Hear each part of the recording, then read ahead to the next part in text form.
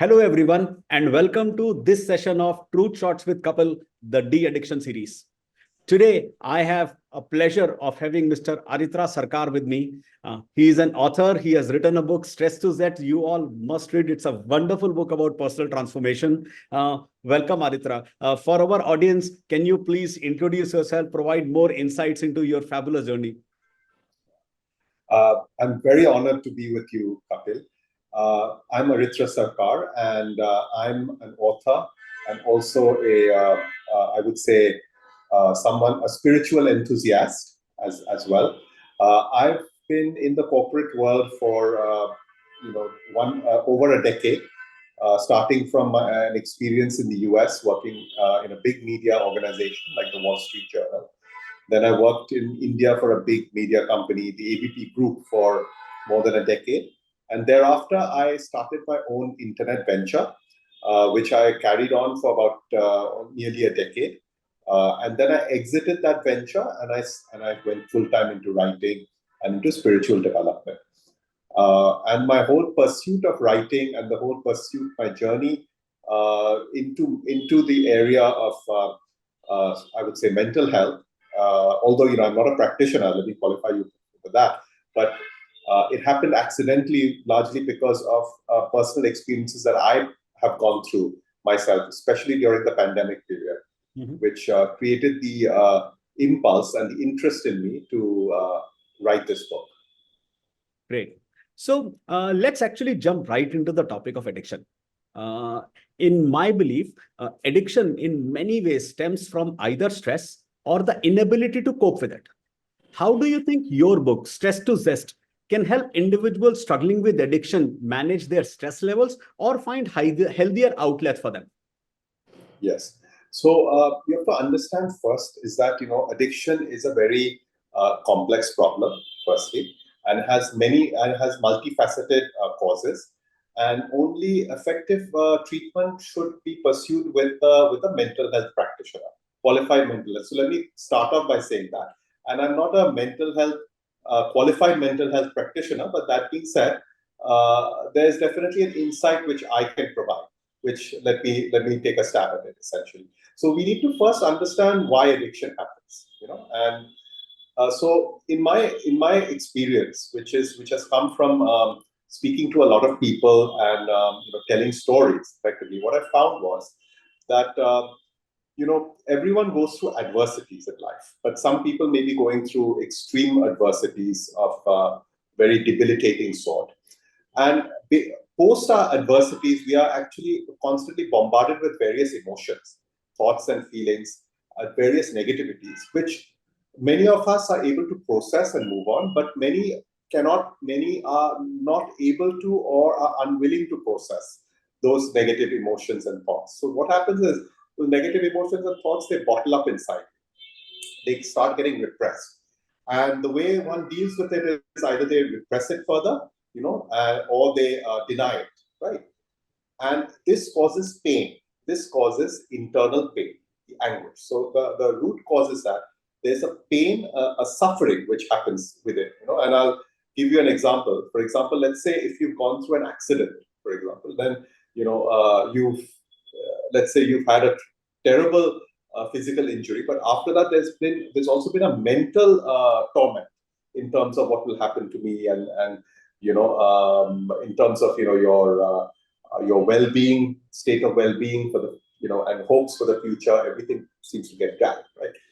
So that internal emotional negativity, effectively, once it's repressed, that tends to fester into a wound in itself, which is probably an even more powerful wound than the physical wound which anyone might experience.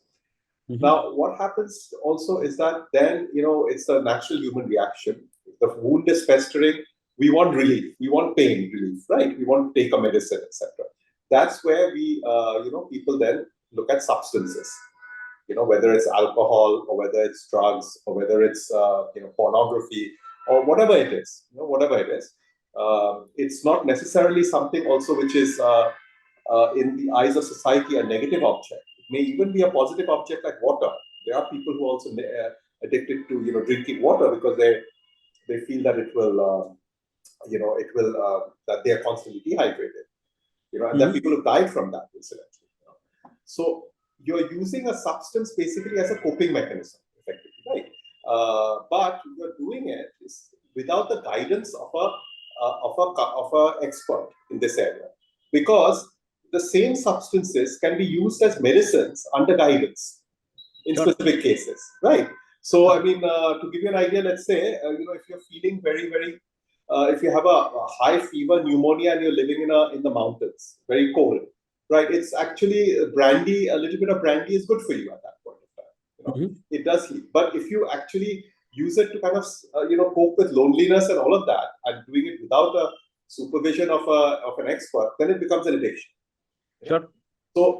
So that's the flip of it, is that then you're using it essentially as a coping mechanism, and instead of actually doing it under supervision, so then it turns into a dependency, effectively, from your side. Sure. So yeah, so that is basically the root cause, I would say, the root cause of addiction. That there is a vacuum, there is basically a need. There is a pain, an internal emotional pain, which then has to be alleviated through some kind of a quick fix, effectively, right? And then you become hooked to the quick fix. Now, there's a spiritual angle also, which is coming in here, which is basically that when you don't have, when you're not processing your emotions really, or you're not really, you're not really sort of being yourself at the core state of mind, right? You have no control over your impulses. What is happening is that you sort of, you lose your sense of balance. You lose your sense of balance. You are not connected in your mind, body, and spirit with your surroundings. And that is actually where the crux of the problem lies in. Is that when you are imbalanced in terms of your, state of your state of being, you will be susceptible to short-term fixes, which will try to give you instant pleasure, right? So the book Stress to Zest, effectively what I've tried to do is I've tried to address this root cause, this root problem of being out of balance internally. Because my theory was that if you are able to stay in balance, then there will be a sense of satisfaction and enjoyment of every moment. Sure. Whichever moment you're in, you'll be satisfied, right? You'll be feeling deeply satisfied. So even if, let's say, there's an adverse situation that's happening, right? You will have a state of mind which is able to accept it and be able to sort of accept yourself within that situation. And therefore, there is no emotional wound. That in order for you to basically regain your balance effectively, I have suggested certain, let's call it this way, techniques, certain insights, etc., which will allow you to remain in balance all the time in terms of your mind, body, spirit, and therefore there will be a sense of satisfaction of every moment. And if you're satisfied in every moment, then the chances of you to actually get into an addictive pattern goes down dramatically. Sure. So that was my approach. Because again, I'm not a mental health practitioner.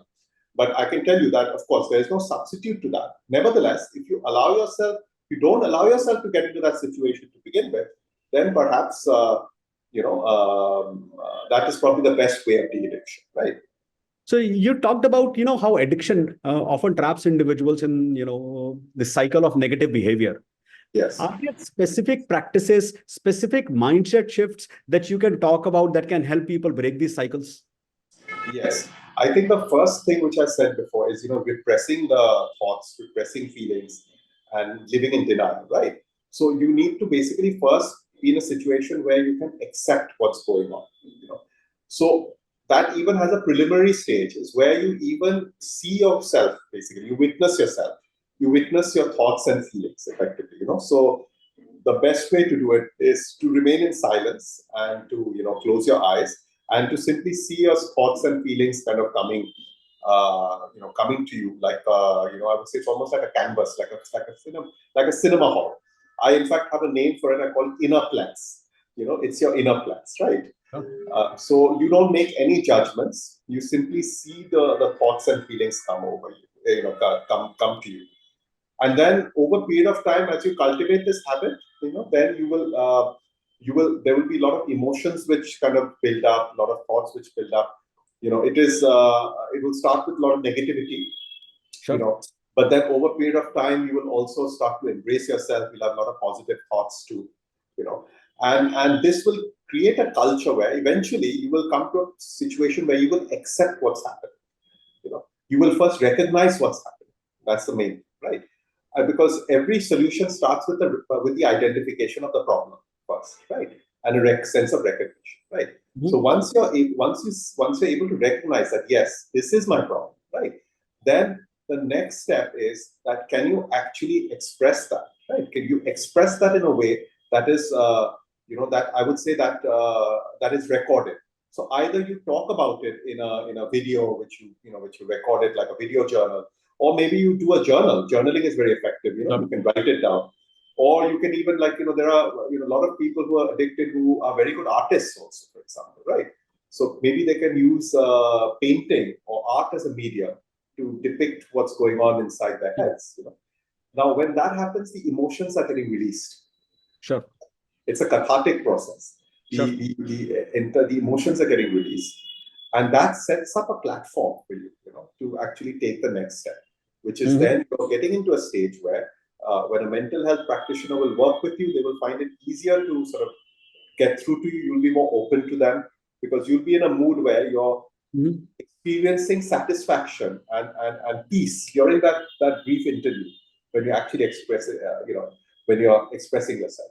Sure. And then you can compare that to, psychologically compare that to, to what you were feeling when you were doing the addiction. And you'll see that if I'm actually, getting the satisfaction through this method, with complete safety, then, then why should I actually go for the addictive, the destructive path? The brain starts to make that connection automatically. Sure. Sure. And what role do you think spirituality can play in this? You have to understand what spirituality means at the end of the day. I think that's the main thing. Spirituality does not mean praying, and it does not mean meditating. I think that's a big mistake. I mean, praying and meditating could be spiritual pursuits as well, right? But anything can be spiritual. Like, for example, let's say right now we are talking to each other.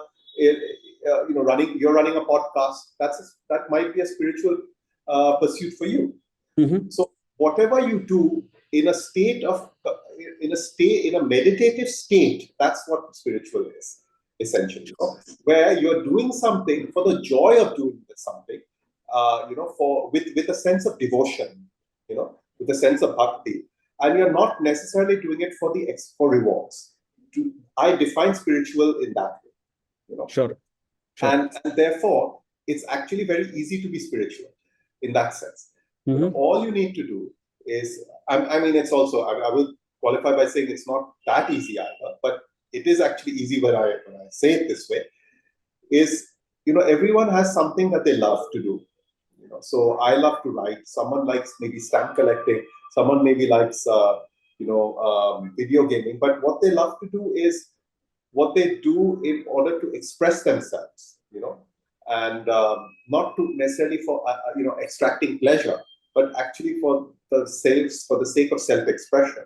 I think it is important for someone to be engaged in that pursuit effectively, and therein what happens is that you actually then reach a state, a sublime state, a truly meditative state, and you become spiritual in the path, in the process. Sure. And when you're in that zone, then you have control over your emotions and impulses, which will then prevent you from getting into addiction. Because you see, what is happening is, let me also explain how this is happening, is that when you're not in control, when you're out of balance, then you don't really have a rule book that you can follow effectively. That even if you have a rule book that that, for example, that that this is bad for me, alcohol is bad for me, I know that in my heart of hearts, but because my pain is so intense, I will still violate it, right? But when you're in the spiritual zone, what is happening is that the first step is that you establish a rule book for yourself, which you will then stick to. And that rule book includes, processes and practices to cleanse your mind, body from within as well. Sure. Which will include health, which will include your, the way you talk to people, your relationships. Everything gets guided by your own rule book, which develops through the spiritual path. Mhm. And So, then there's no question of addiction after that. sure. So addiction recovery, I mean, it would require a complete, sorry, addiction recovery would require a complete shift in the mindset, right? So how do you believe individuals can transform their thinking and behaviors? It's not simply moving beyond a habit. It's de-addiction is creating a more fulfilled life for yourself. So how do you think individuals can move beyond and transform their thinking and behaviors? Yeah, so personal transformation is a tough journey, of course. But the difficulty lies in breaking one's own mental barriers, and in that sense, right? Because we are our own worst enemies. Mm-hmm. So the first step basically is recognition, is the most important thing. Is you need to recognize where you are, essentially. If you're addicted to something, you need to first recognize what you're doing yourself, etc., etc. Right. So that entire process, I think, is best left with a mental health counselor, practitioner. That's where actually, because there are techniques within the psychology sphere and the counseling sphere, which allows you to sort of, to get into the root of that negativity, right? To at least expose the negativity to the person, right? Mm-hmm. Now, when that is happening, in parallel, the spiritual development can happen. Now, spiritual development can happen ideally under the aegis of a guru, a spiritual guru that you really believe in, or a mentor. But there are also ample, techniques and practices that you can do on your own. For example, I talked about self-witnessing as the first method, and this is extremely effective for everyone at whichever stage there is that you witness your thoughts and feelings, basically. You see them, you basically observe them, right, in a completely detached way. And when you're doing that in parallel, in conjunction with the mental health treatment, then you get to a situation where you're accepting the problem. Mm-hmm. And you can once you've accepted the problem, only then can you go towards a solution. That's the point, right? So we cannot jump the gun by talking about solutions from the very beginning, because the person may not be in a position to actually even contemplate solutions. So you talked about the role that mental health providers need to play in this. Well, the ground reality, if we think about it, is number one, there aren't enough mental health providers in the country. Number two, even if there are mental health providers, there is a lot of stigma. There is a lot of social behavioral challenges that people would face. In their ability to first accept and then actually go to a treatment center or get support from a mental health provider. One of the things that I want you to kind of talk about is the role that technology can play in this. So one of the things that we have done as Soul Wellness, in my role as an entrepreneur, we have created, or we have brought together, a de-addiction program, which is a technology-based self-served program. Now, it doesn't mean there is no role of mental health providers in this. On the back end of this, there are a lot of mental health providers that are available for providing support to people, for guiding them through various aspects. But we have almost like automated this program for de-addiction, that is available in the form of videos, in the form of presentations, in the form of documents, in the form of audios, and in the form of activities and everything that individuals can do in conjunction with or in support with mental health providers. So do you think technology can kind of transform the entire addiction or de-addiction program? I think technology can play a huge role. And I'll tell you two ways in which I can foresee this happening. So I was actually in this sphere myself. So there are certain, insights that I can bring to the table. So one of the things which technology can do is to create a borderless world, right? Where if I'm sitting here in Calcutta, for example, and I lack mental health experts over here, can I connect with mental health experts in Sri Lanka or in Canada or in UK all in one platform, for example, right?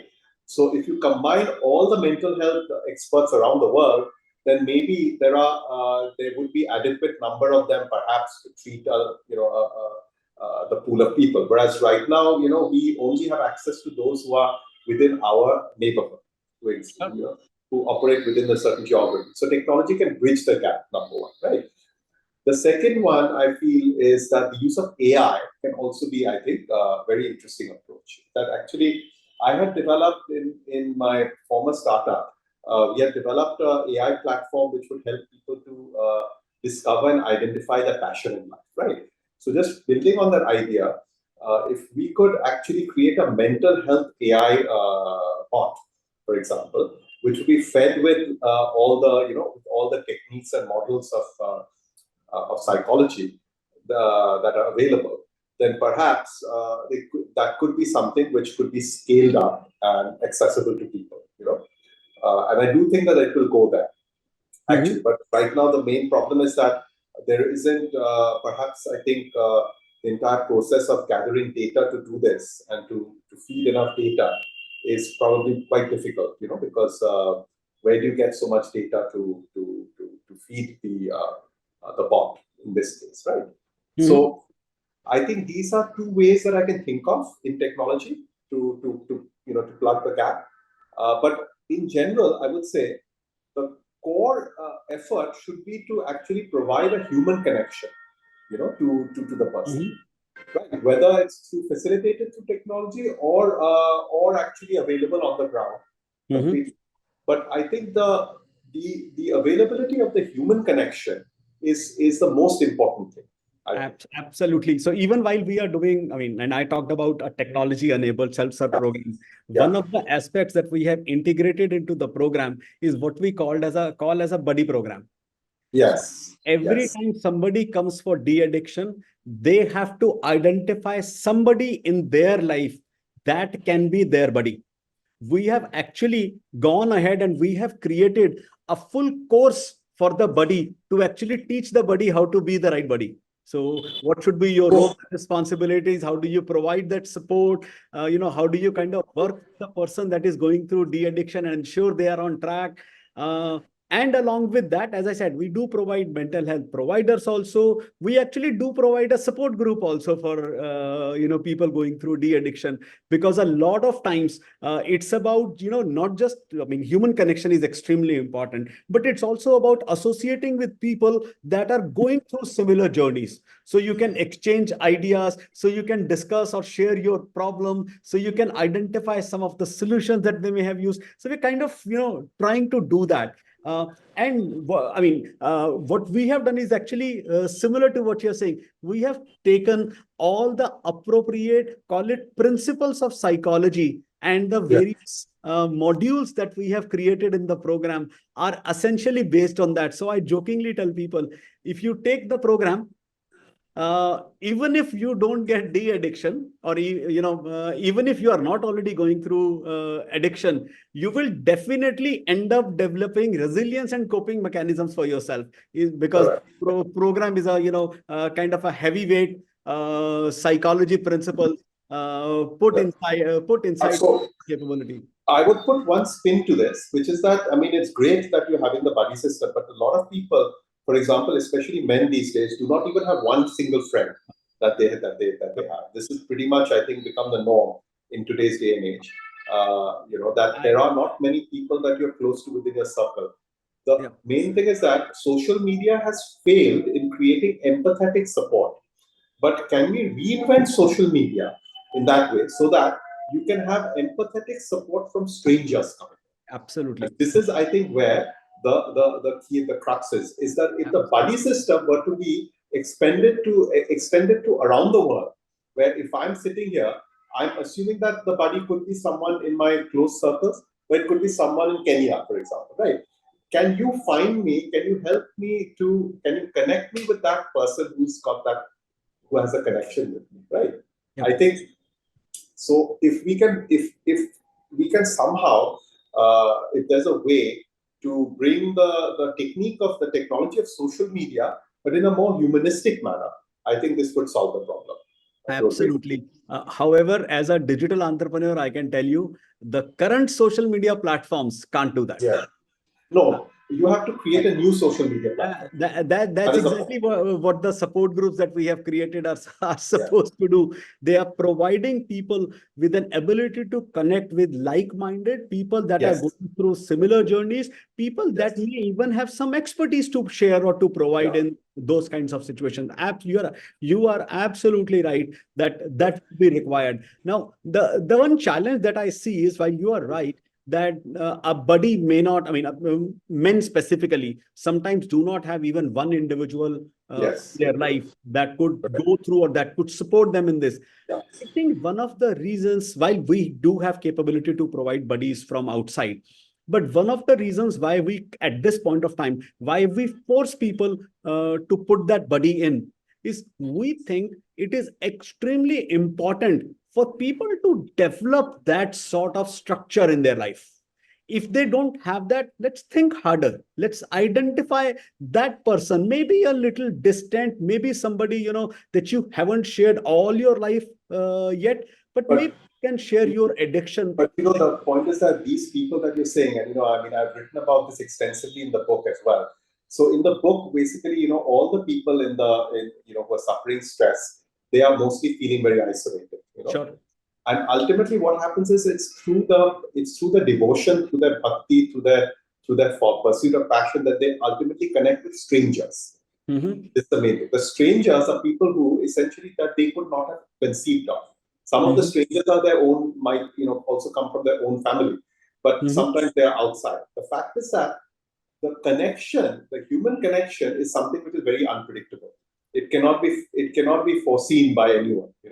And I think the I would say, like, that there probably needs to be a mechanism through which these spontaneous connections with strangers and these spontaneous connections can be made much more easier, but not necessarily with the current social media environment. That is the point. Absolutely. Because Absolutely. the social media environment is quite toxic as of now. So can you also talk about, I mean, there is one part of addiction, which is, substance use, which is majorly what people look at as addiction. Yeah. But then there is this whole new world of new age addictions, or what we call as behavioral addiction, internet and social media and gaming and gambling and, other aspects. Can you talk about Well, what role or what do you think can be done in cases of such kind of addictions? all addictions are the same. Firstly, you have to understand one thing is that addiction is the excessive or the abusive use of anything, basically. So it Mm-hmm. could even be a virtuous thing like an apple. You can be addicted to an apple. Ultimately, excess of anything is poison. That Mm-hmm. is the number one. So when you're in that addictive phase, and alcohol is as bad as an alcohol. You got to understand this much. I have seen also there are reports where people have actually died drinking water also, because they've abused water, So you have to treat all addictions pretty much are the same in that sense, right? So the main point is basically that it is an attachment. It's an unhealthy attachment to something. Ultimately, it's an attachment to something which is creating an imbalance inside you. So the main task and challenge is to bring yourself into a centered approach, into a state of being where you're able to accept everything around you, and you're able to sort of find peace with everything around you. The process basically becomes the same. The healing process is the same, whether it's for alcohol or whether it's for even for water. Mm-hmm. That you know, Sure. it's going to follow the same. I mean, you might have different activities specifically, but you'll have pretty much the same process of first trying to recognize the addiction that you're going through, and then actually trying to express yourself, you know, and then taking it from there, right? So that process will remain the same. Right? Sure. So, can you talk about, your personal journey and what really helped you, in your Sure. transformation? Sure. So in my case, what was happening is, like about say 15, 16 years ago, I was in a situation where this was before I actually found my calling in writing. I was actually, consuming a lot of protein supplements and a lot of things which were sort of, I would say, deterring my health at that point of time. Because I wanted to acquire a really, really, a dream physique. Let's call it this way. At that point of time, I was in that mode. But the thing is that I wasn't doing it in a structured way. I was doing it in a way where I was obsessed with the result rather than actually the process, because I actually realized that I wasn't really passionate about building the physique per se. I was passionate about getting the result. Yeah. But at the same time, when I started writing, and I started. That's the time when a lot of these thoughts that were repressed inside me started to come out. You know, and what I realized, the first thing I realized, and it came out in paper, was that um, I was chasing an external ideal rather than one which I was setting myself. So what is the ideal physique for myself is one actually where I am healthy and I'm able to do all the things that I love without any pain, and I'm fit. I have low cholesterol. I mean, that's the ideal for me.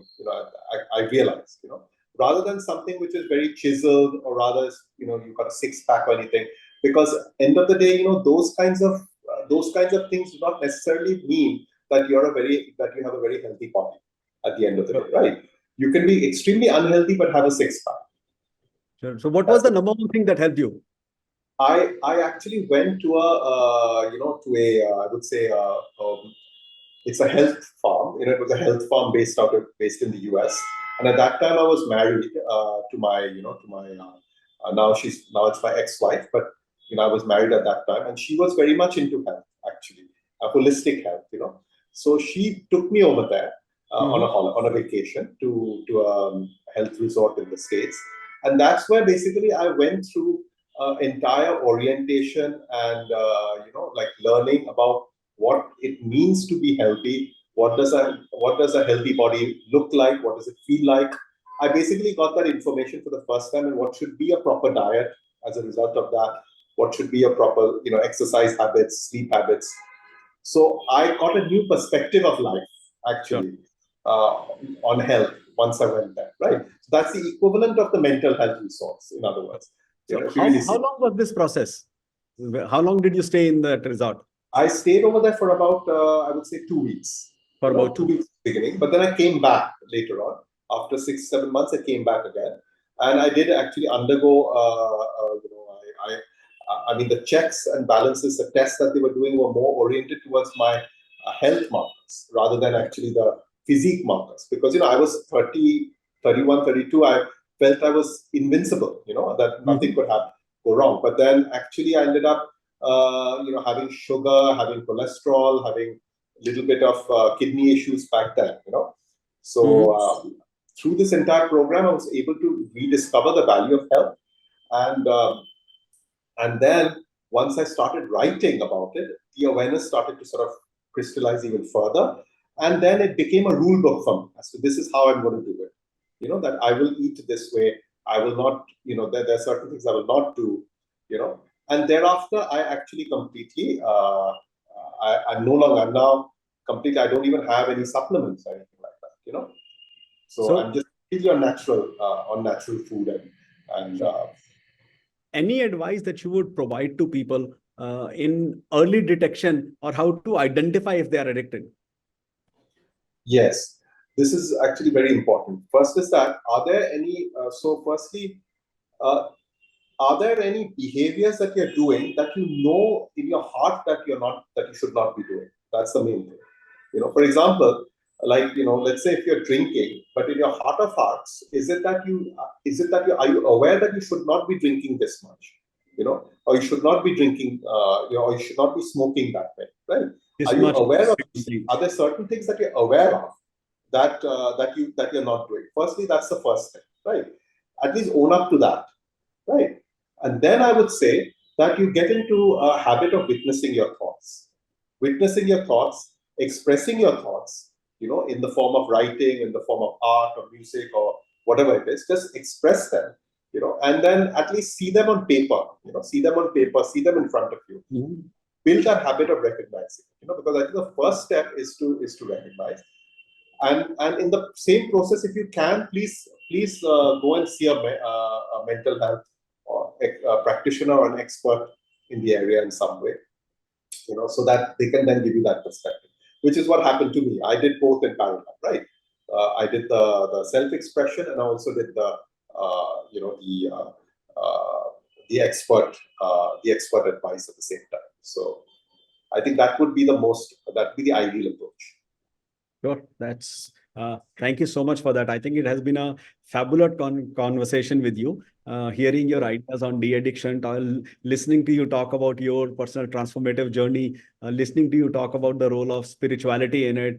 But before we, end this conversation, and of course we can go on forever, and but Sure. before we end this conversation, any lasting thoughts, any lasting comments that you would want to provide to our audience, specifically for the younger audiences that either may not be familiar with their addiction, or the addictions are more new age addictions or behavioral addictions, and they or their kids, sons and daughters, are struggling with giving up? I would say, learn to be addicted to life, learn to be addicted to being yourself. You are a beautiful person inside, that. You need to discover that and appreciate yourself, and find more value in being yourself than in external things. I think that's the most important lesson I can tell you, that once you learn that you are worth it, you're worth something, that, that it is actually wonderful and pleasurable being you, being yourself. I think when you actually appreciate that, then there's no need of finding any gratification in any external thing. That's your healing and that's your pleasure. That's what I would like to leave you with. Sure. Okay. Thank you so much for that thought. I think that's a fabulous thought. Be yourself. Know the value of being you. So Yeah. with that, thank you so much, Aritra Sarkar. Thank you, I sir. hope everybody here goes out and buys the book Stress to Zest, reads it, and listens to, or read about Aritra's personal transformation journey, and take out pointers from there. And at the same time, look at yourself, as Aritra said, look at how to be yourself, how to see the value in that. And wherever you see there are interventions, there are challenges, there is support required, always be open to go out and seek support and reach out and have others participate in your life, or go and go through the maybe using more technology in going through your journey. Absolutely. I think, use whatever tools you have at your disposal. Absolutely. So thank you so much, Aritra, for this wonderful conversation. I hope our audience enjoyed it. So thank you so much once again. And with that, we come to an end of this one. Great. And for our viewers, do join us, do tune in for the next session of Truth Shots with Kapil, the de-addiction series, very soon. Thank you. Thank you.